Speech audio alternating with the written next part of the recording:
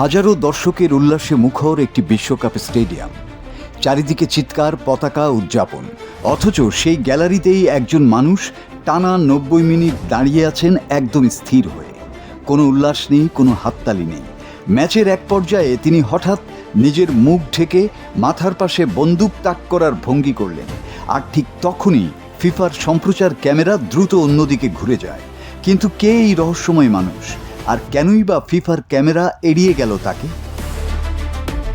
তার নাম মিশেল কুকা মবলাডিঙ্গা, তবে বিশ্ব তাকে চেনে লুমুম্বা ভিয়া নামে, অর্থাৎ লুমুম্বা এখনও বেঁচে আছেন।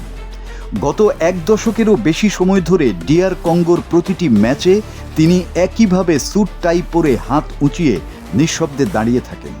এটি কোনো অভিনয় নয়, এটি স্বাধীন কঙ্গোর প্রথম প্রধানমন্ত্রী প্যাট্রিস লুমুম্বার প্রতি তার জীবন্ত শ্রদ্ধাঞ্জলি।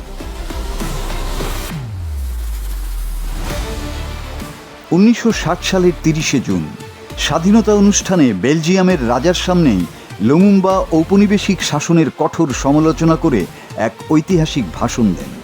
সেই ভাষণ তাকে আফ্রিকার স্বাধীনতার প্রতীক হিসেবে পরিচিত করে তোলে। কিন্তু স্বাধীনতার মাত্র 6 মাস পর তাকে ক্ষমতাচ্যুত করা হয়, আটক করা হয় এবং পরে করা হয়। পরবর্তীতে বেলজিয়াম সরকার লুমুম্বার নিজেদের নৈতিক দায় স্বীকার করে দুঃখ প্রকাশ করেছিলেন।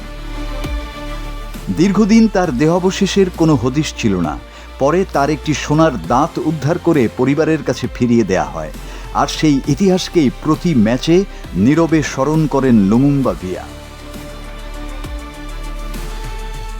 তবে এবার কলম্বিয়ার বিপক্ষের ম্যাচে তার প্রতিবাদ ছিল আরও ভিন্ন। মুখ ঢেকে মাথার পাশে বন্দুক তাক করার প্রতীকী ভঙ্গির মাধ্যমে তিনি পূর্ব ডিআর কঙ্গোর চলমান মানবিক সংকটের দিকে বিশ্বের দৃষ্টি আকর্ষণ করতে চেয়েছেন, যেখানে বছরের পর বছর ধরে সহিংসতায় লাখো মানুষ বাস্তুচ্যুত হয়েছে এবং অসংখ্য প্রাণহানি ঘটেছে। জানিয়ে USA today, BBC, CNN, Reuters, ESPN সহ বিশ্বের বড় বড় সংবাদ মাধ্যম প্রতিবেদন প্রকাশ করেছে। তবে সমসাময়িক সংঘাতের পেছনের ঐতিহাসিক ও ভূরাজনৈতিক কারণ নিয়ে তাদের ব্যাখ্যা একরকম নয়। বিষয়টি এখনও গবেষণা ও বিতর্কের অংশ। কিন্তু লাল স্যুট পরা সেই মানুষটি একটি কথাও বলেননি।